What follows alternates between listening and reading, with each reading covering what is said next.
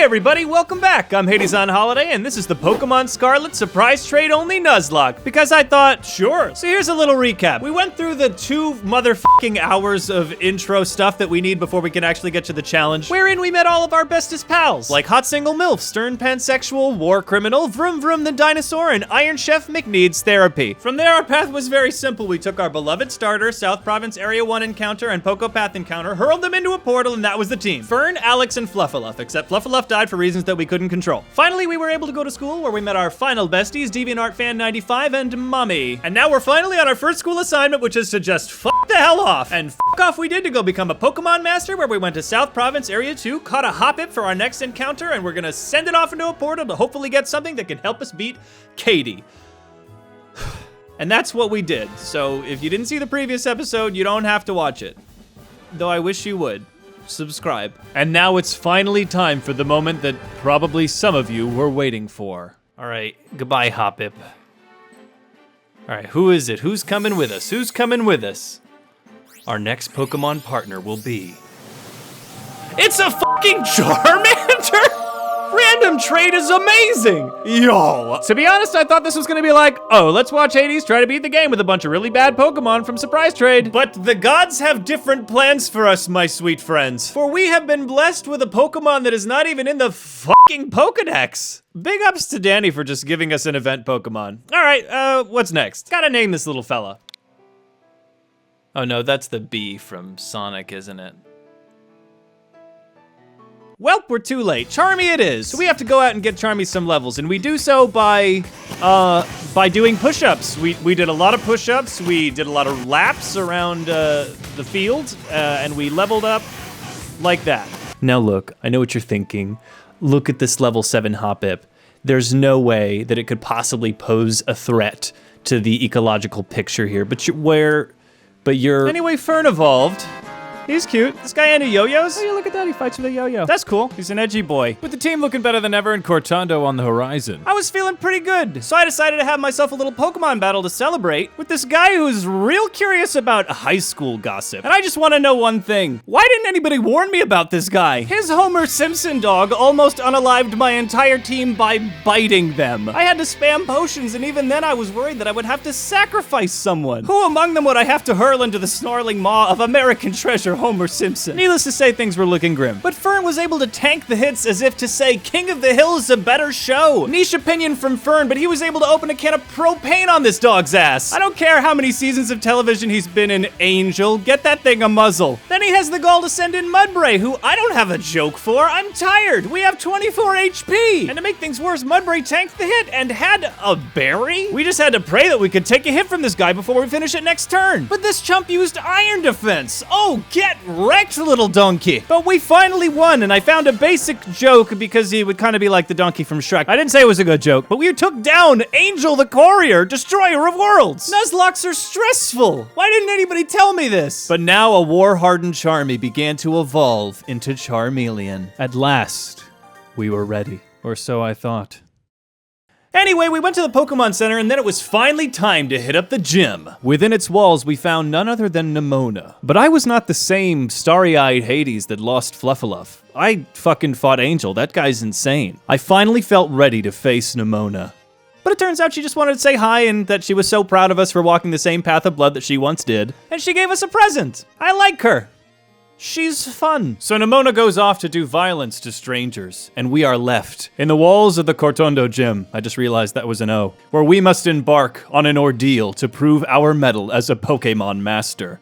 To roll an olive through a very easy maze. I mean, look at this. Taking the 60 seconds that it took to beat you was a shortcut compared to just pushing it to the left? And as I rolled that stupid olive through this baby maze made for babies, I wondered, what challenges await me with Katie? I warmed up on her underlings, but nothing could prepare me for just how sideways this fight went. What? This was an insane fight, and I cannot believe I got out of this alive. Just kidding, we one-shot everybody with Charmy. Come on, it's a bug trainer. It's Tarantul and Nimble and Teddy Ursa for some reason. Come on, it's Charmeleon. We win these. Anyway, we had cupcakes later. It was great. I love this game. Did I mention Katie's a baker? Because she needs a side hustle? How much are they paying you? Let's go do some sandwich stuff. So we enter South Province Area 5, and this is where we meet Rookie D, our next encounter. And this is actually my first Nuzlocke that I've ever played, like ever. So I forgot and now remembered that if you don't catch the first encounter you get, you just don't get anybody. So that's a lot of pressure, but that's fine because we caught the little guy. We'll just have to worry about that rule if it ever comes up. I don't know if it will. Who knows? But this is a very exciting time for us. We have a new encounter, and this is 5 minutes into the episode. We're not doing any cliffhangers. We're going right into it. Who do you think it's gonna be? Put it in the comments, not just for the helping of the algorithms, but let me know. I like to know what you think. What are your predictions? And if the algorithm gets assisted, then so be it, right? Anyway, let's throw this bird into space and see what new best friend falls from the sky. It's a shroomish. It's a shroomish. Okay. Before all my Braylum stands hop into the comments, I know he gets good, but that's a rough teenage phase. But as it turns out, it wasn't meant to be. Shroomish, oh, the Shroomish is level 30. Oh, Shroomish won't listen to us. Well, I guess he's gotta go back in the hole. Our bittersweet Braylum to be was never meant to be. So let's try again. Bye, Shroomish. You were fine. All right. Who's it gonna be? Who's it gonna be? A Psyduck! We actually need a water type. Let's see, will Psyduck listen to us? Psyduck is level 5. Psyduck, welcome to the team, my boy. We need a name, something that carries a level of gravitas and honor that is gonna strike fear into the hearts of our enemies. His name is Quackers! Quackers, the destroyer of worlds, and certified good boy. Anyway, let's see if we can catch any other guys. Quackers was Area 3, but we still have an Area 5 we might be able to get to, so let's try. So off we went, crushing all who dared to challenge us, and a couple that were just around. I can catch them off guard. Oh, hell yeah. Quackers, however, was still quite weak, but you know, we all gotta start somewhere. And I gotta say, our lineup was starting to look pretty amazing, but a shadow still hung in the air. Everywhere I go, I see him. As I continued to destroy all opposition as we marched forward, I couldn't help but feel something.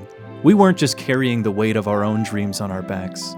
We were carrying the dreams of the fallen. We had to move forward with everything we had. My guys, they were trusting me to not do stupid shit and get them killed. They needed to know that I'm the kind of trainer that can back them up if things get nasty. But little did any of us know, we were about to be put to the test. Fucking Stantler! Our South Area 5 encounter was a level 20 Stantler, and if I didn't catch this guy, we wouldn't have gotten anybody. I thought we were hot shit because Alex wasn't affected by Stomp, but this guy knew Hypnosis, so I had to switch out to Charmy, and I wasn't sure if any of Charmy's moves would one-shot him. So I went for the smoke screen to buy some time, but he went for the sand attack and he had the same goddamn idea, and this guy broke out of so many goddamn balls. And that's when the stomping started. None of my guys could take 2 of those. I had to send Alex back out. I went for the Confuse Ray to stall him out and a little bit of chip damage, and it started to work. But it turns out this guy knew Astonish, and it did massive damage to Alex. I had to switch to Ferner, and Alex would die. I got lucky on the switch, and he hit himself in the face again, but if he took himself out, this would all be for nothing. I even threw a Great Ball at him, and he broke out of that too. Watch this. And that's when the stomping started again. I took out Alex as a risk, hoping he wouldn't use Astonish, but he used Sand Attack. I was able to get a Super Potion in, thanks to Nimona, and then this guy puts us to sleep again. I'm able to use an Awakening, and he wastes another turn using a Stomp. This has to be our chance. I throw another ball.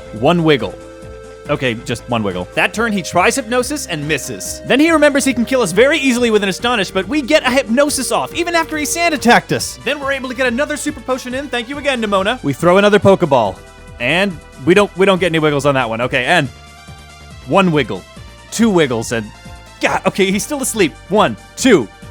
God, okay, oh, by the way, he woke up, but he still can't figure out that he can't stomp Alex. This guy's a dangerous idiot. He hits us with yet another Sand Attack, which means our accuracy's been lowered by 2 whole stages, but we have to try the Hypnosis, and it hits! With almost no balls left, we throw 1. 1, 2, 3. Yes! Yes, I caught a level 20 Stantler, and I got really stressed out about it. Oh my gosh. All right. Oh my gosh. I have never been so stressed out by a Stantler. Let me know what you think of Stantler in the comments, but I usually think of him as a guy to be passed up. Oh my god. Oh my god, look at us.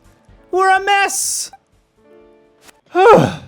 We were able to withstand Stantler's wrath, and you know what that means? It's time for our next surprise trade. Find out who our next partner's going to be on the next episode of the Surprise Trade Nuzlocke. Thank you everyone for watching. I'm actually floored by the amount of people that have come to watch this. I can't thank you guys enough for the support and all the wonderful and nice things y'all folks have really had to say. I can't wait to make more content for y'all. In the meantime, I'd love to hear any predictions in the comments, and make sure to subscribe if you want to see more. I'll see you guys next time. Have a great night, or day, or whenever it is.